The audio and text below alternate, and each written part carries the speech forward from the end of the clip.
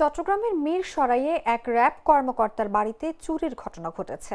শনিবার রাতে উপজেলার ওয়াহেদপুর ইউনিয়নের বুজুর্গ উমেদনগর গ্রামের র্যাবের উপপরিদর্শক আব্দুর রহিম সুমন ও ব্যাংক কর্মকর্তা আজিমুল মামুনের ঘরে এই ঘটনা ঘটে।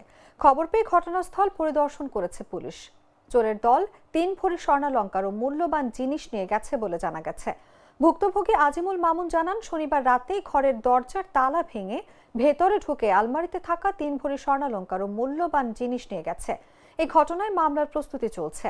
এ বিষয়ে মিরসরাই থানার ভারপ্রাপ্ত কর্মকর্তা ফরিদা ইয়াসমিন বলেন, র্যাব কর্মকর্তার বাড়িতে চুরির খবর পেয়ে পুলিশের একটি টিম ঘটনাস্থল পরিদর্শন করেছে। থানায় অভিযোগ দিলে প্রয়োজনীয় পদক্ষেপ নেওয়া হবে।